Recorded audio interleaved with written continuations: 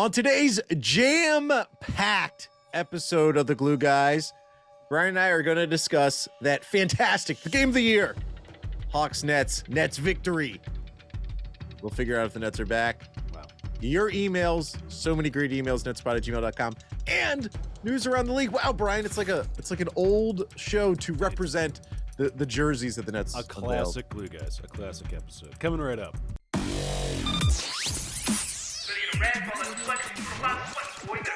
Welcome back to the Glue Guys. This is Mike here. Say hello, Brian.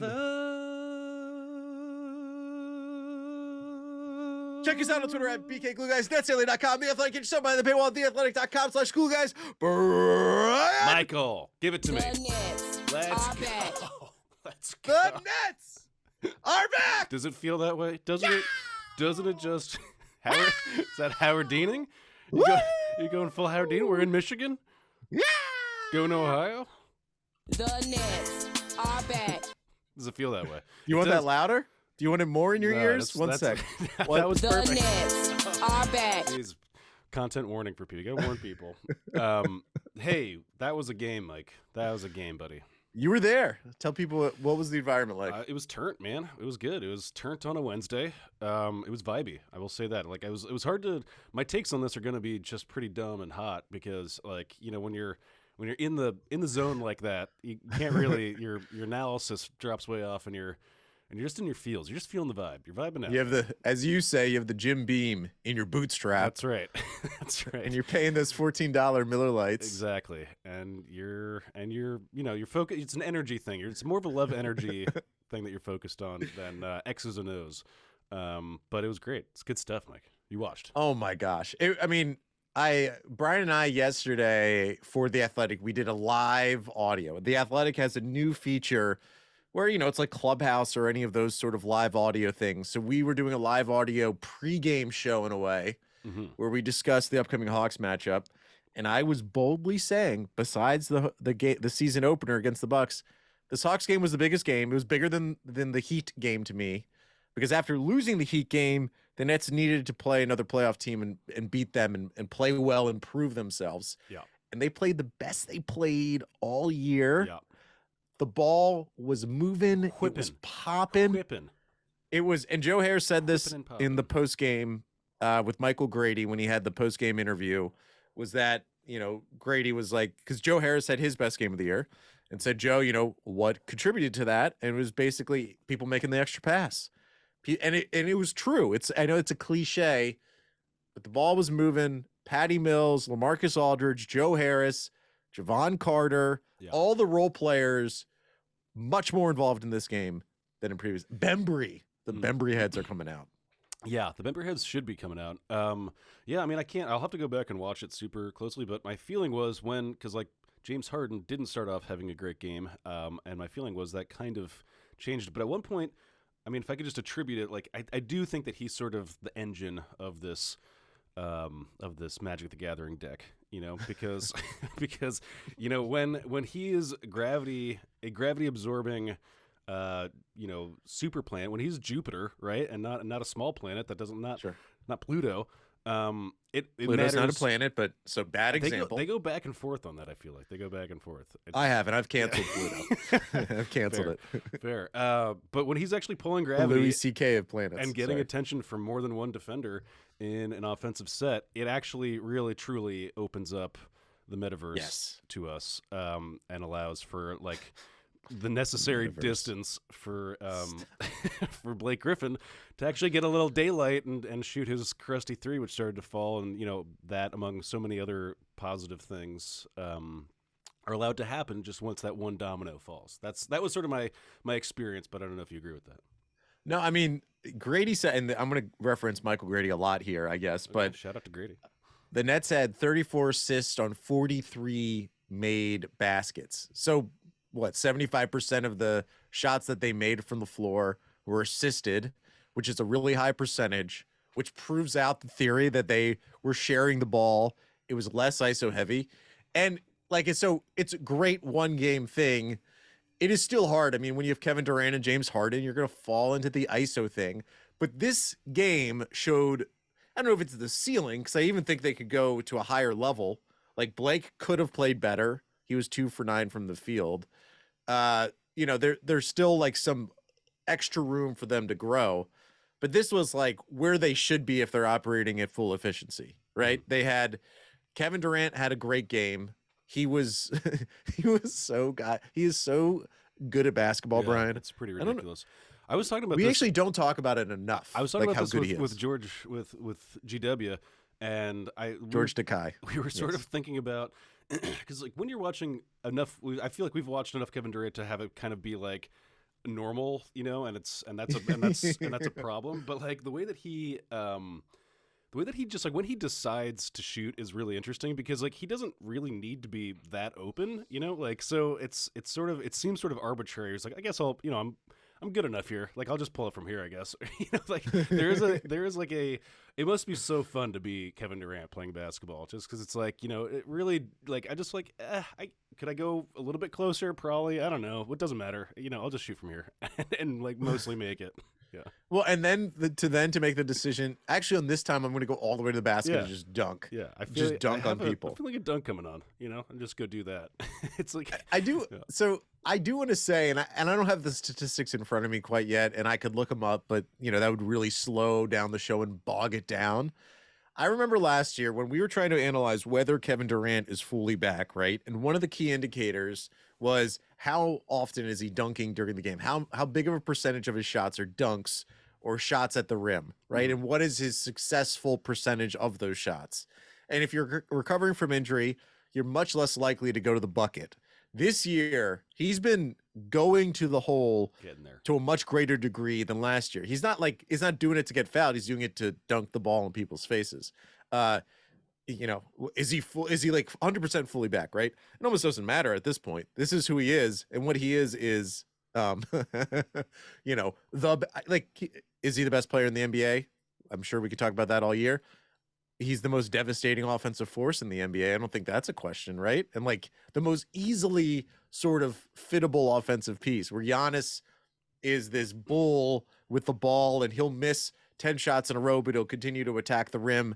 And that's what makes him great is that he's relentless and like the uber athlete that he is, where Durant is skill, length, there's nothing that will ever stop Kevin Durant from shooting the ball and getting a pretty good look at the rim, as you were just saying. So, God, he was so good.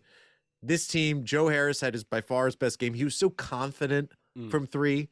There was just real and he was open. There was multiple times when he had a wide open three, and not even Joe Harris. We got James Harden had at least 2 wide open looks from 3 when the ball moved to him. Yeah. I mean, that's how much they were moving the ball in this game that James Harden is getting open looks from. It was a delightful game. It was what you wanted to see from this Nets team that had been struggling a little bit this year. Do you want to? The mailbag is primarily about net stuff. Do you want to do that and then let's dive right in. Let's dive right in. Let's see if we can pull this off, Mike. Yeah. First up, cheer boy Ryan, aka the Bronx, in the Discord. We did it, Mike. I feel like that was locked in. This is a classic Glue Guys episode. Yeah, now I'm gonna have to reset it, and it's just gonna start playing again, and I'm just gonna let it play out. I'm just gonna all of them play out. That the system that Brian and I are using is something that you would have got it onto your Mac computer when you're in school playing Oregon Trail. Yeah. This sound effect system is from that era. Okay. But it sounds fantastic. The golden era. Who are we talking to here? This is Ryan, aka the Bronx and the Discord. Shout out to the Discord. Discord. Sup, boys? Can you give me 3 good reasons? So here we are. We're shaving off. We start with positives, but now this is in classic Nets fan tradition. We're gonna needle. And he says, "Can you give me 3 good reasons Javon, baby TLC Carter, should be getting minutes over Cam?" And so mean. What's good about this is that there is Cam standing baked into it, right? It's not just like Javon Carter for anybody. It's specifically for my guy Cam. Well, Mike, what do you say? Do you want to take that on? I mean, Javon Carter's I think Well, he's finally in the positive PER territory. He was negative. The fat. He's trimming. You know what it is? He is noted that he's like, maybe I should not shoot this one extra shot. You know, that puts me into the negative.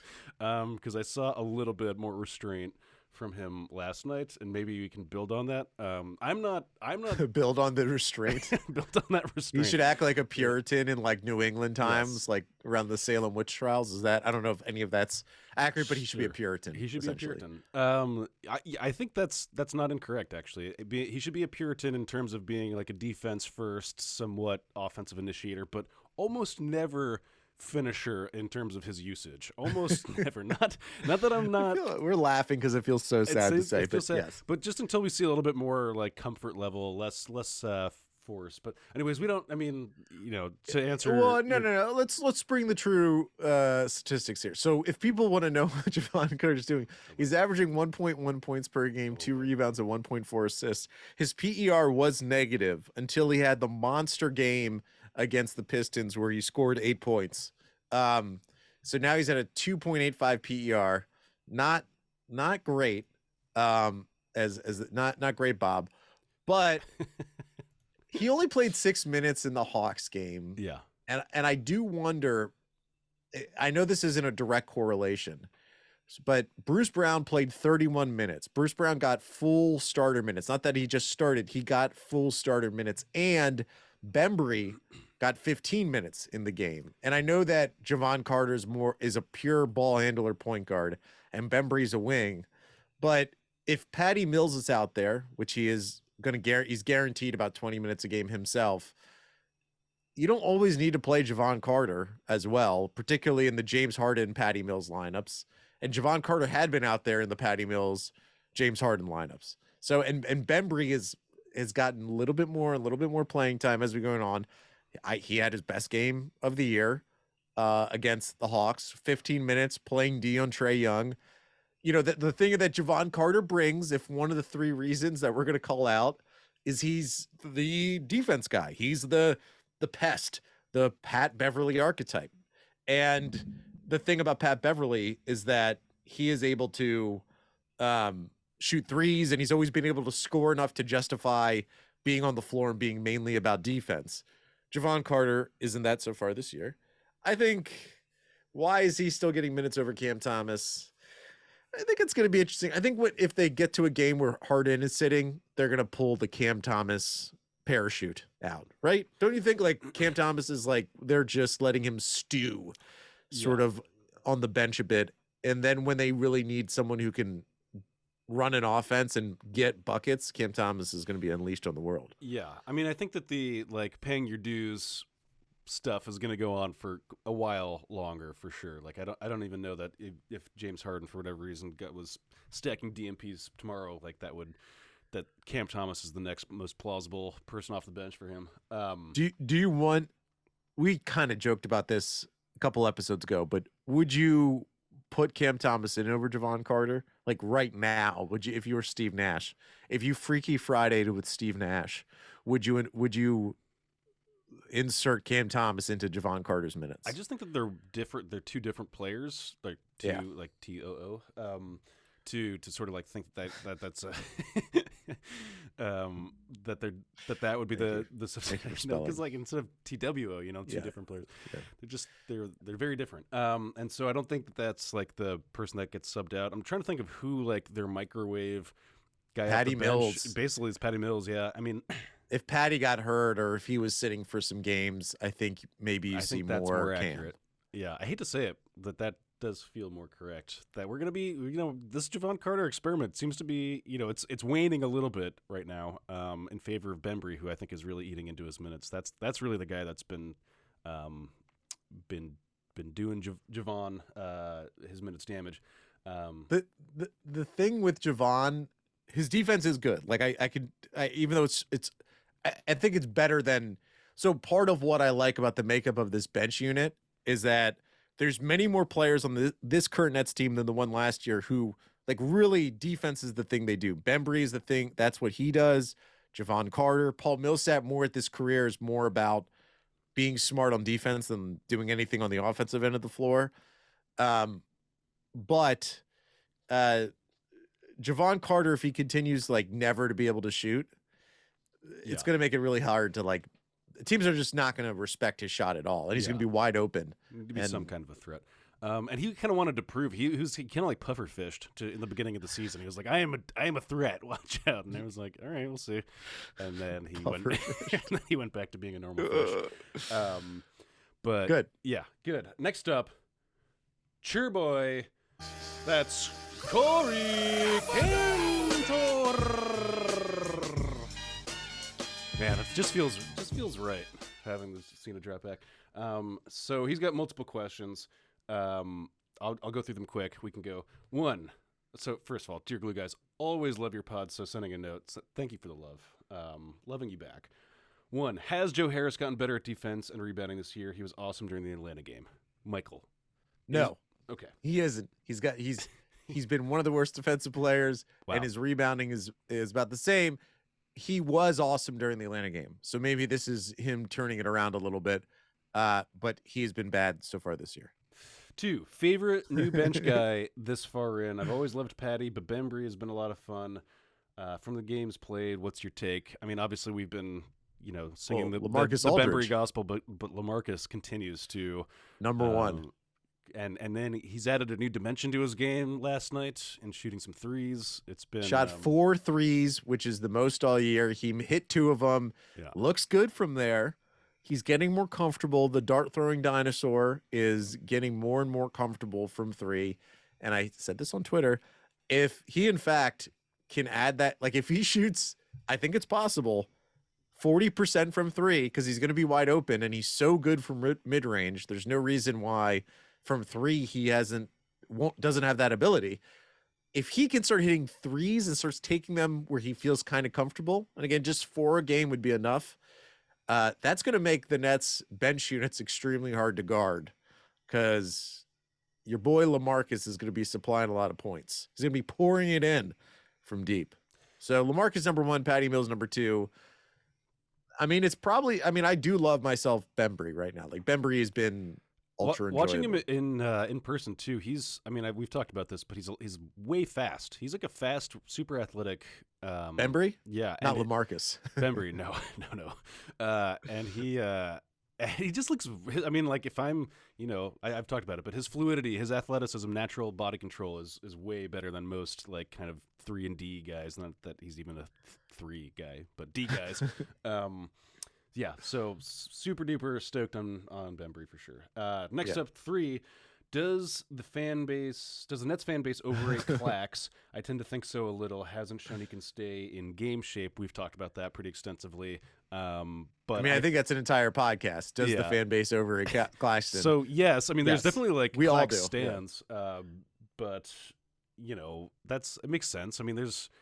There's some hopes and dreams riding on Claxton at the moment, and he's having a hard time with it. Did they ship him off to like Get in Shape Island or something? Is that where he is? Are these DNPs like non-COVID illness? Like you need to go like sit on a Peloton? Is that? Well, we've joked about this before, but it's like that nowhere land in Dragon Ball Z where you just train and time goes by in a minute, but you're there for a year. Hyperbolic chamber. Yeah, and you're just there training in the cloud land. That's where Claxton needs to go. Yeah, I don't know. The illness, the unknown illness that's not COVID-19, and maybe COVID-20 at this point, Brian, who knows? He's just continually sick. So he is a young man. I think we forget that he's 22. And I don't know if you remember what it's like to be 22, but you're still a baby. I was still hardy at 20. Actually, I remember when I first moved to New York, I got food poisoning and the flu like maybe 5 times in like 5 months. Like I was just like constantly getting annihilated. Yeah, and it's just like Subway. It was my first time around the Subway a lot, and not washing my hands. So you know how it is. And 4, Mike, can get your drops ready for this one. Finally, just gonna say it. The Nets are back. The Nets are back. Beautiful. Well done. Next up. Thank you, Corey. Cheer boy. Aaron Fever. Who has an amazing email address, which we won't dox, but amazing. Hey, boys. First off, enjoy your fantasy lead this week. Smelts, it won't last long. Guess you're playing Aaron in fantasy. I thought you already have you're already on top of me on fantasy. My fantasy team sucks. By the way, if you guys aren't in the Discord, you don't know that Mike and I have a 2-conference fantasy extravaganza going on right now, and you're missing out because with our people, with the people, that's with the where listeners. the true Glue Nation convenes on a daily basis. So link to the Discord. It's an invite in the Twitter bio, and also if you're on YouTube, it's in the details below.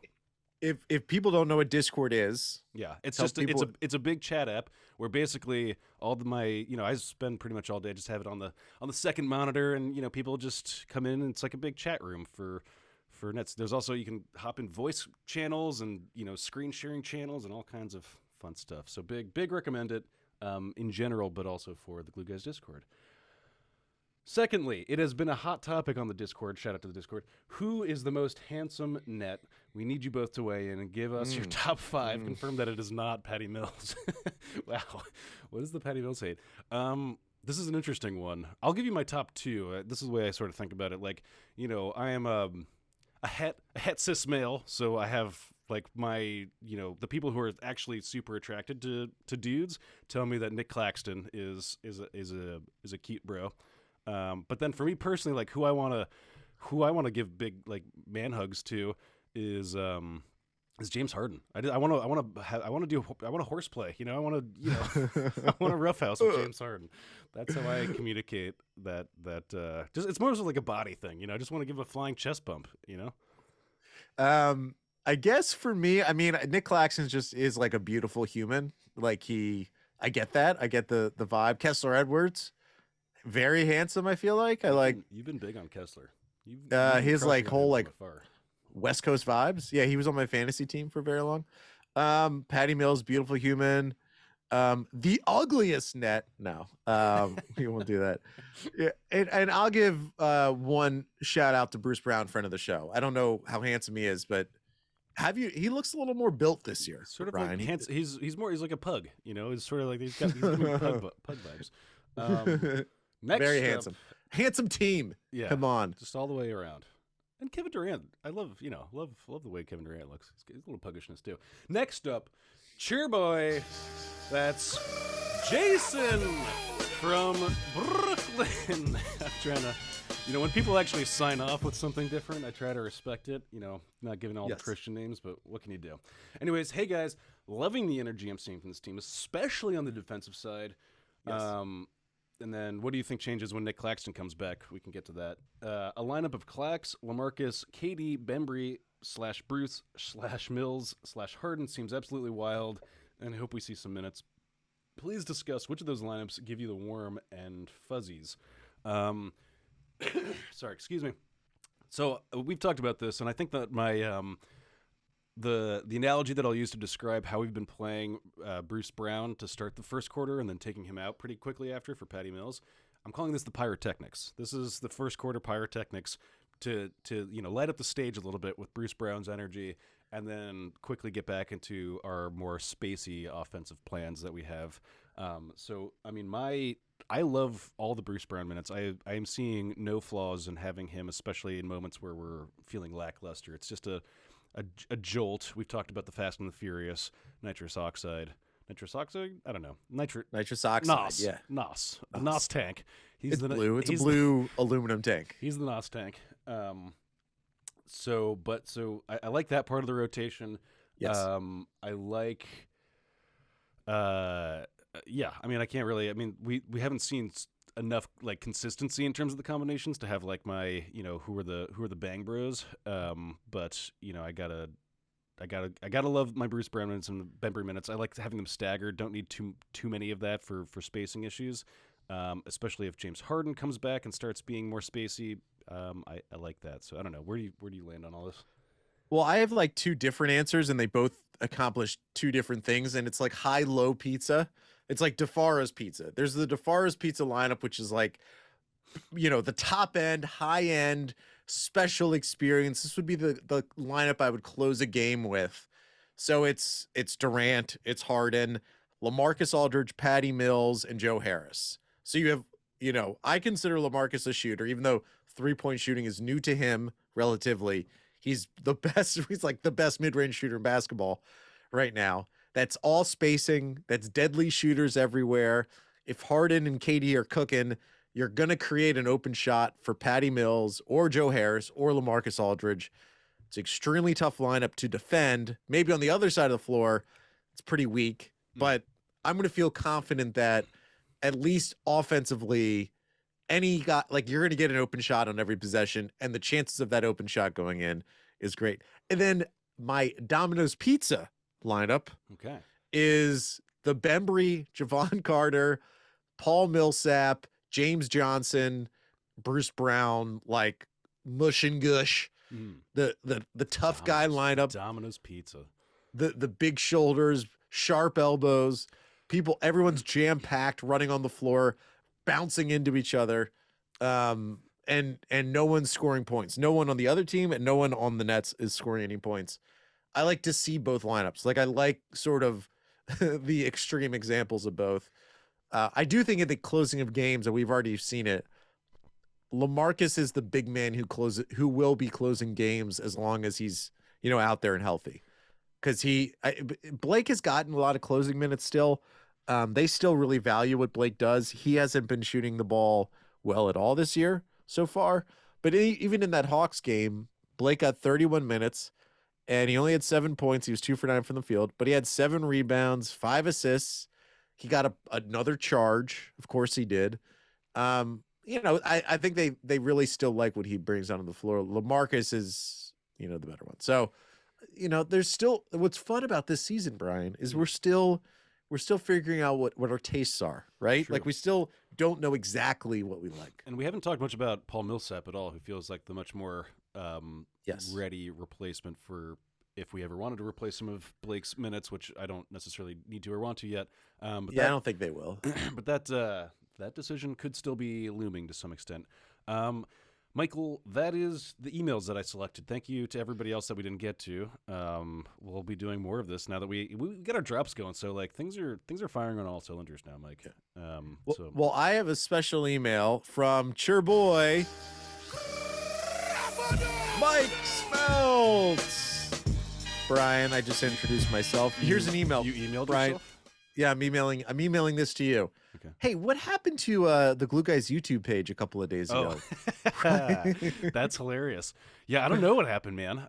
We got nuked from orbit for no good reason by YouTube in the middle of the night. It was a very strange thing, Mike, on a potentially divisive episode about Kyrie Irving's Morpheus meme. So yeah, let's really set the scene, because not everyone understands that our YouTube page had went away for 24 hours. Yeah. So what did we do? We did a podcast on Monday or Tuesday.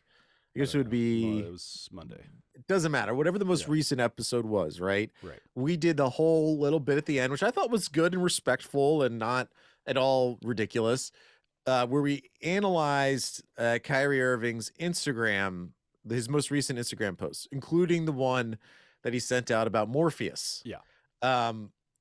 And we talked about that, and we posted the visual of our episode to YouTube like we always do.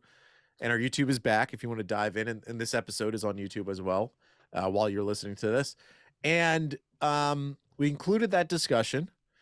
And later that night, Brian, who monitors our email, got an email from Google, the Alphabet Corporation, letting us know that our account has been suspended due to breaking community guidelines. Not just suspended, but suspended permanently.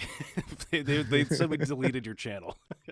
Yeah. So Brian appealed it, and they immediately got back to him again and said, "You've been suspended." Yeah. And so Brian and I take your appeal and shove it, is what they told me. Where the sun don't shine, Michael.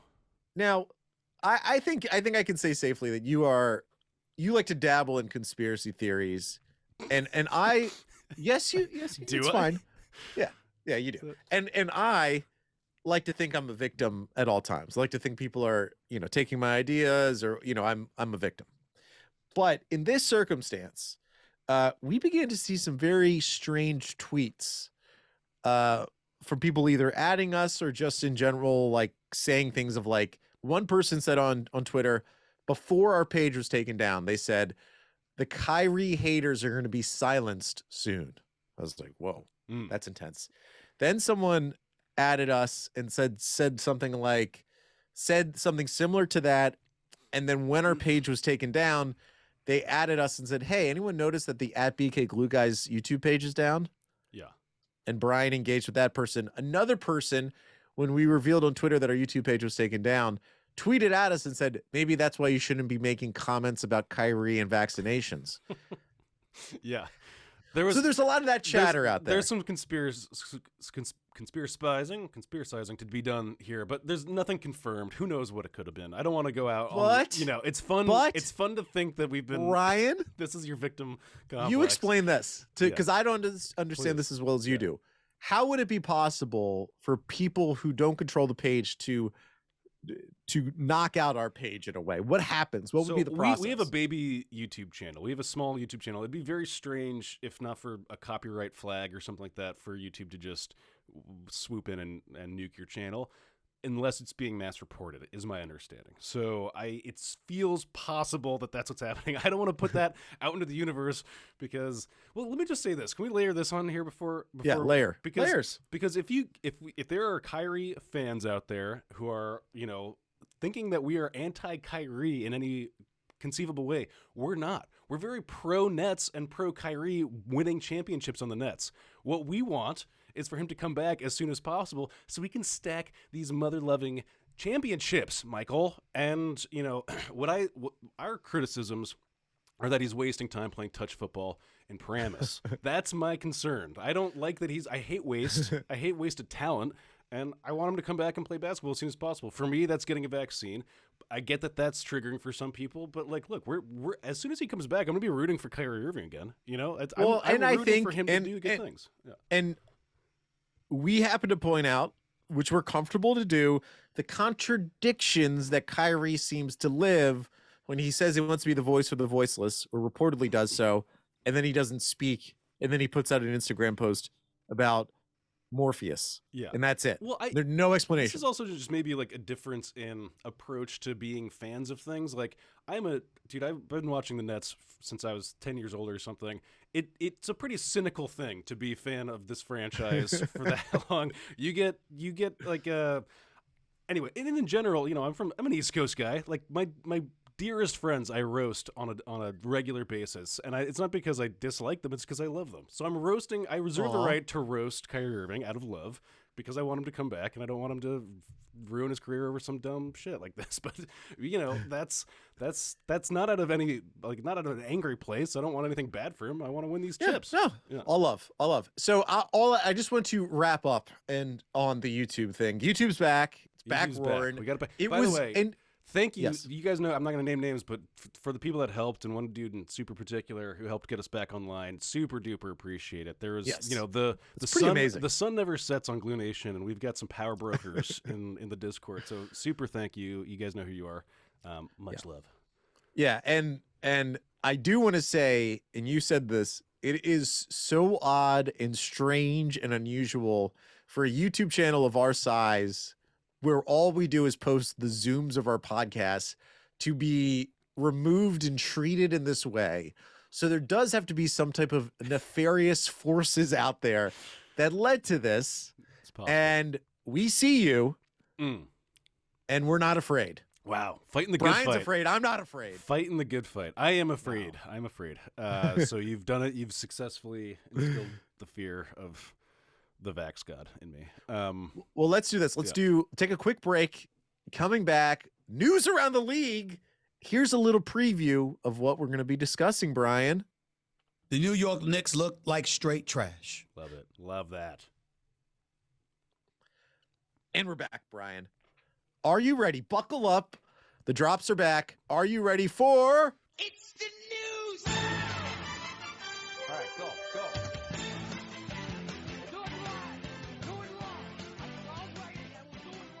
News around the league is here. Classic. Thank you, everyone who is doing news around the league. I'm going to share my screen with Bri. If you are listening to, if you are listening to the podcast, you could go on YouTube and watch. There's a visual component that we're adding to news around the league and other segments. This is news around the league. Brian, do you see my screen? I do. Let me adjust mine and do a little dipsy-do. A dipsy-do. News around the league, long-running segment where we take news around the league. Love it. First off, we will start off here in New York City. We discussed this a little bit on our live audio show.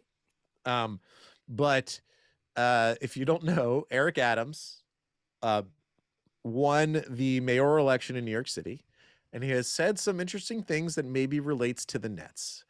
And but it maybe doesn't. The big takeaway, so what Eric Adams did is he went on a press tour on the day after the election. He went on MSNBC, CNN, New York One, a whole bunch of different places. And one of the things that he was asked about was about vaccine mandates.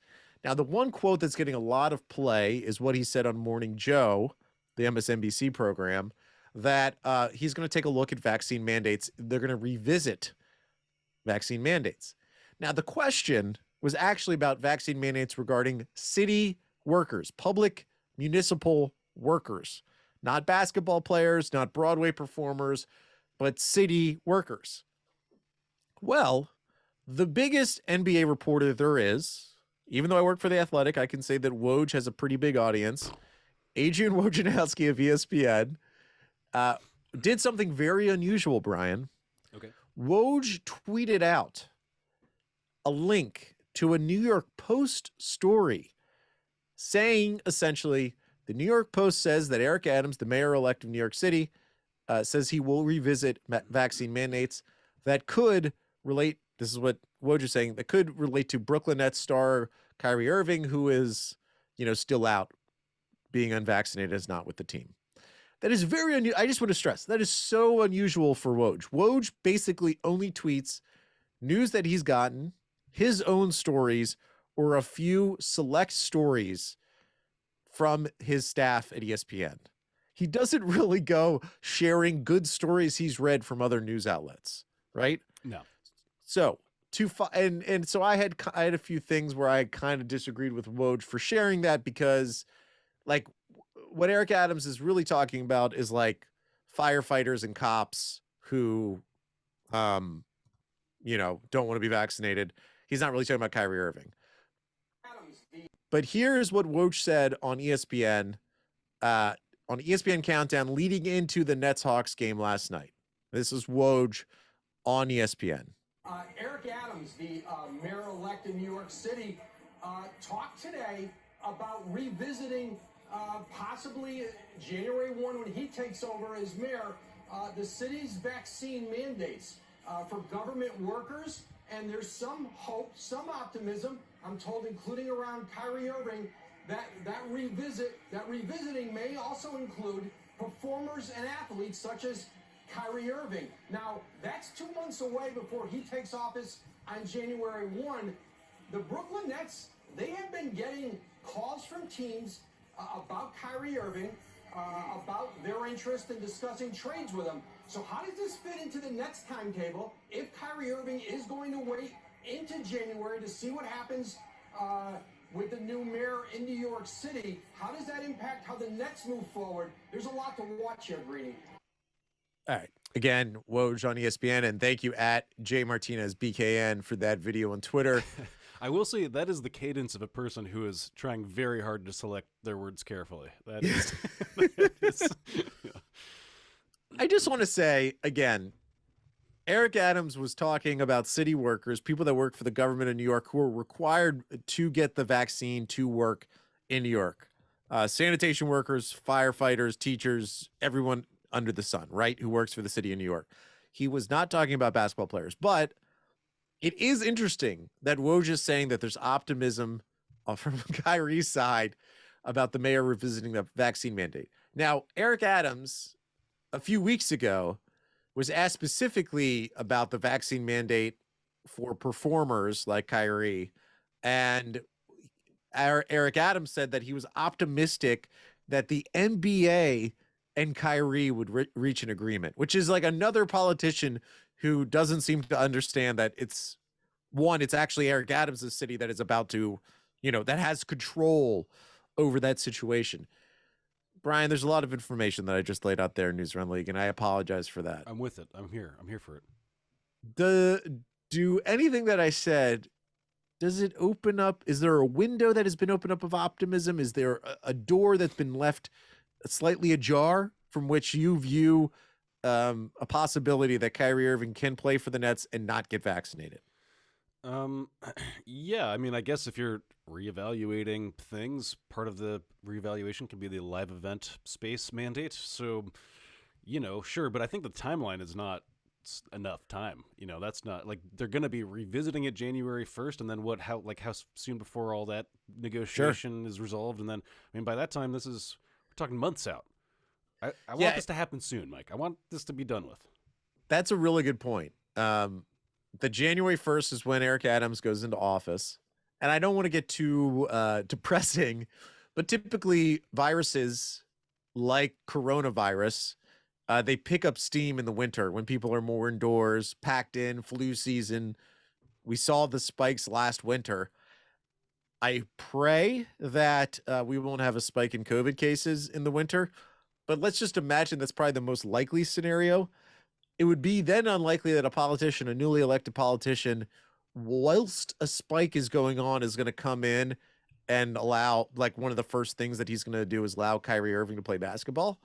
So even if we're trying to be optimistic here, it's probably going to take a little bit of time for that change to occur. And my concern, and it's in that Woj report, that there's optimism from Kyrie's side, is what he said, that the Band-Aid could change. So I think it decreases Kyrie Irving's motivation to get vaccinated because he thinks, in 2 months' time, I'm going to be able to play and I'm not going to be vaccinated, and I get the best of both worlds. I get to be unvaccinated and not play basketball. I guess that's my concern about this, but there is the optimism that he'll get to play basketball. I guess if you view it optimistic that there's less vaccinated people in the world, which is a weird thing to say. Like, what do we, we're going to get brigaded again. Yeah. Apologies. I mean, better late than never, maybe, I guess. I don't know. I'll be really interested to see what the vibe is around like his teammates and stuff when he comes back. I'm sure, he seems generally like super well liked, so I guess I'm not that worried about it, but like, I don't know. That's a lot of time to miss just to kind of like, be like, are you guys stoked that I didn't get vaxxed? Like we all got vaxxed. Nobody cares. Like, you should have been here. Like, it's just annoying. So fine. We all had to go on that 8-game road trip in like Denver and Utah, and you've been playing flag football. Touch football, Mike. They didn't even have the flags. It's the lowest form of recreational that's even less football. COVID safe. Exactly. They're touching all over each other. Anyways, that's how I'll feel. That's how I would feel about it, just because I'm a petty bitch. But that's just me. I can't speak for the rest of them. Can I tell you this is breaking the fourth wall here a little bit. It was like a year ago. Brian and I had the opportunity to interview Eric Adams. Do you remember this? I won't say who would have allowed us to interview Eric Adams, but we were offered a chance to interview Brooklyn Borough President Eric Adams way before I think he even announced that he was running for mayor. And now I'm like, maybe we should have done that. That would be good to have that contact at this point. We can go back. Let's get fire that DM back up. Yeah, we'll get that back He's on. Probably got some spare time right now to pop on. Next up on News Around the League, Ding Dong, the Knicks are dead. I like the ding dong versus the bing bong. Did you do that? Thank you. I did that. That was me. Wow. Yep.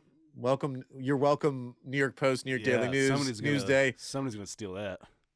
This from the New York Post.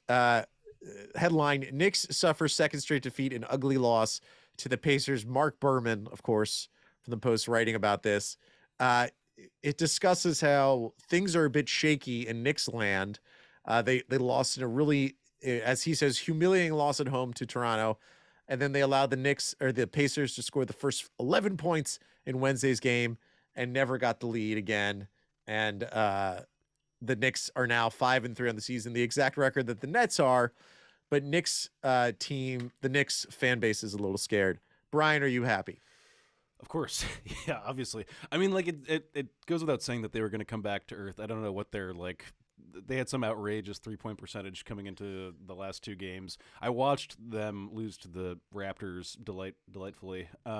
Yeah, of course. We've talked about this as part of a healthy diet of basketball watching is having one team that you root for against everybody and one team you root against anybody. If the Knicks play the Lakers in the finals, I'm rooting for the Lakers, which is that's how deep my pettiness goes.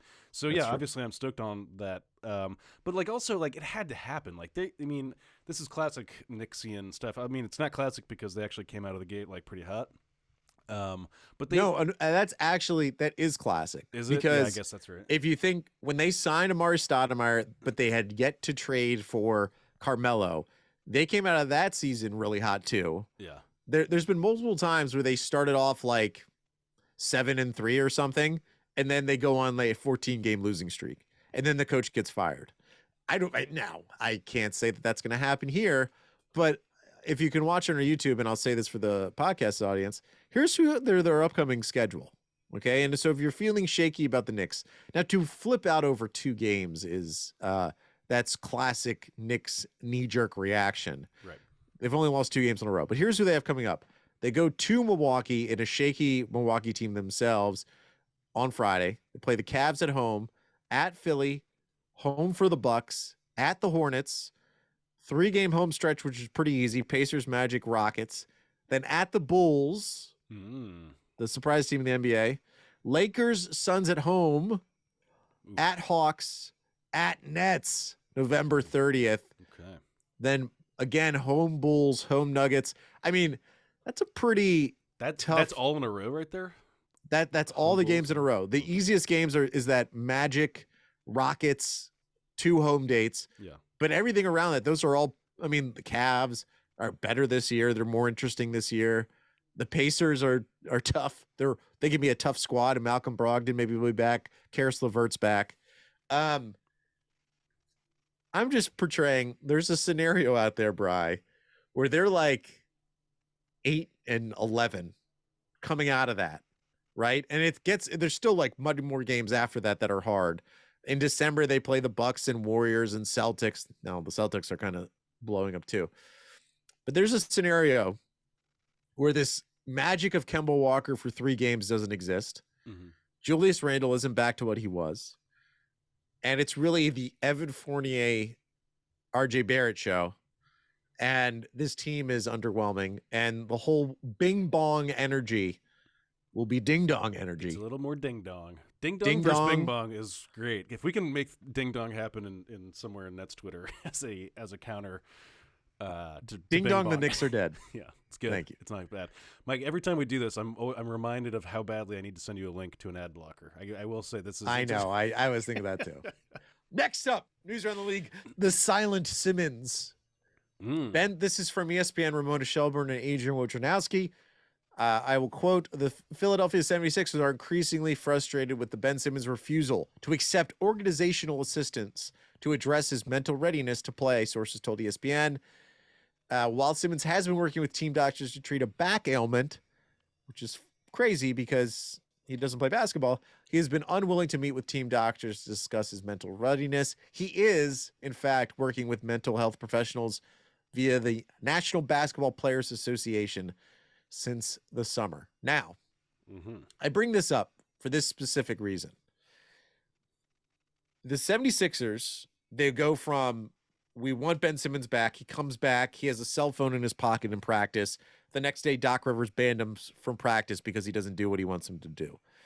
Then there's reports about how listless he is. And Joel Embiid comes out publicly and says, I don't care about Ben Simmons at all anymore, essentially. Right. Then they have this dramatic team meeting where they come out and they support Ben Simmons, and Ben Simmons talks about his mental health, and everyone, including Tobias Harris, comes out publicly and says, hey, we're supporting Ben Simmons. Now we have this report that the 76ers are upset that Simmons isn't accepting their own mental health assistance that they're willing to give. Back and forth, back and forth. Lord. Contrast that with what's happening in Brooklyn. The Nets have the only thing we have ever heard is there's been no negative comments at all. We've heard not a single source report about how truly, if the Nets, how Sean Marks feels. I'm sure he's frustrated with Kyrie Irving, but we haven't heard about it. We haven't heard about how frustrated Joe Tsai may be. All we've actually heard from Joe Tsai is he's been willing to give interviews where he says he's supporting Kyrie. The Nets support Kyrie, but they have, they have their own system with which they have to go forward with. The Nets are handling their situation very well, and the Sixers are a debacle. Discord all over the Atlantic Division, Michael. Celtics could just naturally suck. Sixers are in disarray. Knicks, ding-dong, free fall. I mean, it's delicious. And the Raptors are actually kind of spicy, I'll give it to them. They're kind of playing some spicy basketball. Speaking of the Celtics crumbling. The Celtics player, this is from The Athletic. Get yourself behind that paywall, theathletic.com/glueguys. Back there. Jared Weiss. Celtics players confronting issues after team dinner preludes victory in Orlando. So already this season, the Celtics have had a players-only meeting where I guess essentially the point was, hey, you two best players, Jaylen Brown and Jason Tatum, you guys have to start actually caring about other players on the team, meaning like, pass the ball.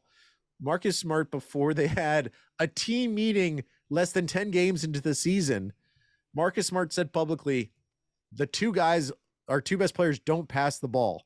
And every team knows it. And at the end of the games, they just play defense against those two guys because they don't pass the ball. Yep. And they have the ball in their hands. Bill Simmons, friend of the show, I guess, said he has publicly gone on Twitter to bash this team and how much he hates this season so far and all this stuff, which I think he does express a certain fan sentiment. I think we can say that. Sure. How can you not? Brian, are you happy? Of course. But also, I mean, I got to tell you, I feel like we called this on this show. Like, the idea that the Celtics can just trot out that same core now, 4 years over, and having had them pretty conspicuously crest 3 years ago and just continued a downward trend, like it's gonna bottom out. You're gonna get to the bottom of this thing, and here we are. I mean, like I also, I've long held that Jason Tatum is like has leadership issues. His in that one interview, I just deduced a lot of maybe like egocentric kind of qualities that I didn't expect him to have. So I'm again not surprised to hear that there's like a intervention happening where it's like, dude, you are like supposed to be a leader, but you kind of suck right now, and it's annoying. And having to have dinner about that is not surprising to me. So the idea, like we talked about this a couple episodes ago, but that like a bunch of people had the Celtics at third in the East and stuff, and I was just like, no fucking way, just no way that's gonna happen. I was so like, I believed it because so many people had the Celtics high up in their like standings, projected standings for the end of the year. I was like, okay, maybe I'm just like missing something.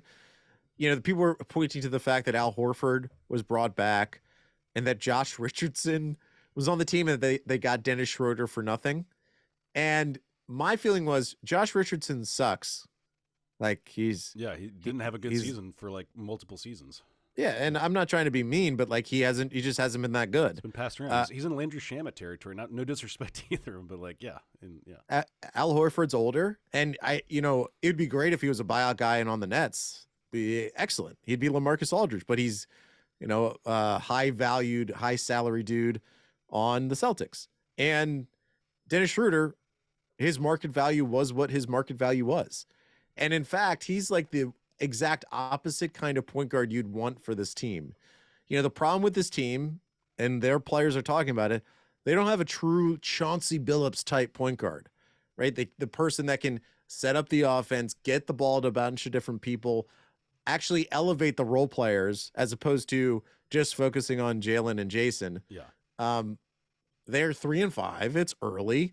It's concerning that Ime Udoka, who we love, big fan of him with the Nets, big fan of his presence on the sidelines during Nets games, but that the team felt like that they needed to have a players only meeting already when Udoka was partly brought in to sort of more understand the current NBA player than Brad Stevens, right?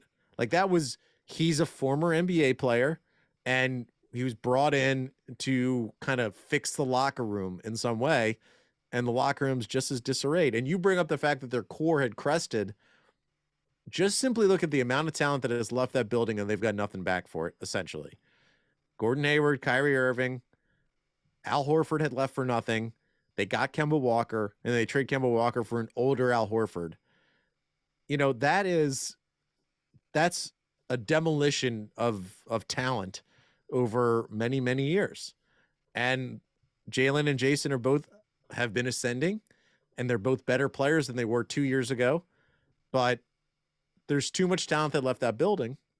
And yet, what's different? Danny Ainge isn't there, but Brad Stevens is. And the moves that he's made is basically to pay these role players more money. Marcus Smart, to give him an extension, and to bring in Josh Richardson on a deal that no one in the world thought that they should do. So, am I happy? I just think like people also ignore the fact that Jaylen Brown is very similar to Jason Tatum, and that they kind of want to just take turns doing mid-rangey offense. Like they're kind of like smaller Carmelo Anthony's in his heyday in New York. I've often held that they've, especially like when we watched that playoff series last season, like you get a special insight during a playoff series of like what's good and what's bad. And I just knew that team was not going to like be able to fix these problems with those two guys. Like one of them's got to go. That's sort of how I feel about it. I kind of wanted to do, so there's one other story, and we're recording this, and the big Robert Sarver allegations of racism and misogyny story from ESPN that had been floated out 2 weeks ago is out. Now, I haven't read it, so I really don't want to try to like roughshod the story. You know, it exists, and everyone should read it and understand what picture they want about it. Before we go, quick look at the Eastern Conference standings. The Heat are number 1 seed so far, 6-1 on the year. Then you have a pack of teams from 2 to 9 who have either 6 or 5 wins. And the Nets and the Knicks are in there. Goes Sixers, Bulls, Raptors, Nets, Wizards, Knicks, Cavaliers, and Hornets. And then right below them are the Bucks and Hawks. I think there's a lot to be figured out. We are just 10% of the way through the year. The Nets on the upcoming schedule. So they just went through a crucial stretch, and they've been looking pretty good. They have a Pistons game coming up, another great Pistons game. They're on the road for 6 games, at Pistons, at Raptors, at Bulls, at Orlando, at New Orleans, and at the Thunder. Bri. Those are some tasty, delicious morsels of matchups.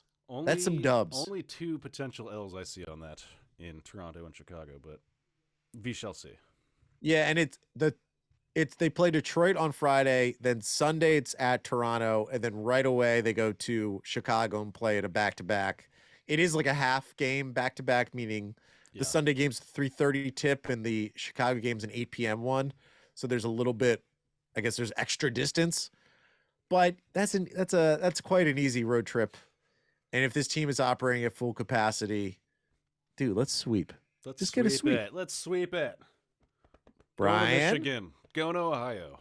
The Nets are back. Take us out of here, Mike. You can find us on Twitter at BKGlueGuys, Netsdaily.com, The Athletic. Get yourself behind that paywall at TheAthletic.com. If you're on Apple Podcasts, 5 stars. We need them. We want to have them. Our YouTube is back. You can watch this show and all other episodes on our YouTube. Search Glue Guys. What is it now? Is it just Glue Guys Nets Pod? Or did you want to make it the SEO friendly? It's just the Glue Guys on, But you put Glue Guys podcast and you all are savvy. You can't miss us. Thank you all so much for listening. The Nets are back. See you soon, guys. See you soon, Mike. We're out of here. Bye-bye. Bye.